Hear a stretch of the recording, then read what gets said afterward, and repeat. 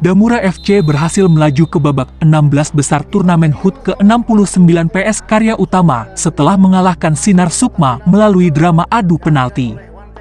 Kedua tim bermain imbang skor 0-0 selama 70 menit pertandingan. Damura terlihat banyak menguasai bola di awal laga.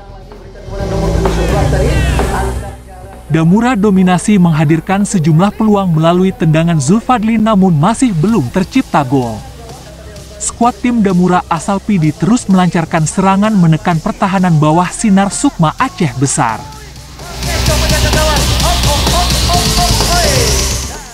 Namun tendangan bola yang dilepaskan anak asuh Hayati Saniwar belum mampu membobol gawang Sinar Sukma. Strategi yang ditampilkan pemain Damura kerap merepotkan punggawa Sinar Sukma. Serangan yang dilakukan pemain Damura berulang kali menerpa tiang gawang.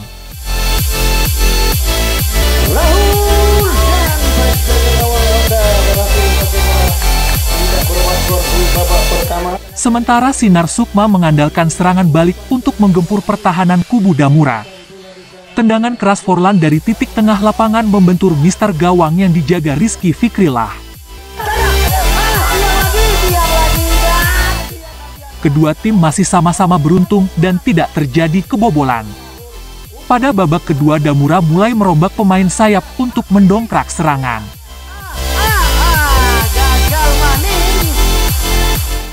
Aulia Fikri membangun serangan lewat dua rusuk untuk menembus jantung pertahanan Sinar Sukma Aceh Besar.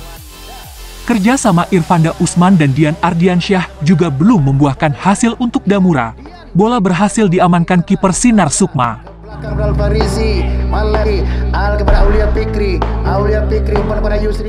Aksi jual beli serangan kedua tim terus terjadi sepanjang pertandingan.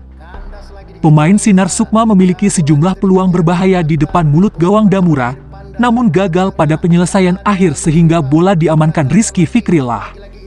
Skor 0-0 bertahan hingga wasit meniup peluit panjang pertanda berakhirnya pertandingan. Dengan mudah ditangkap tadi oleh penjaga gawang Fikri. Pada babak drama adu penalti Damura menang 2-0 setelah penjaga gawang Rizky Fikrillah berhasil mengamankan 4 tendangan pemain Sinar Sukma.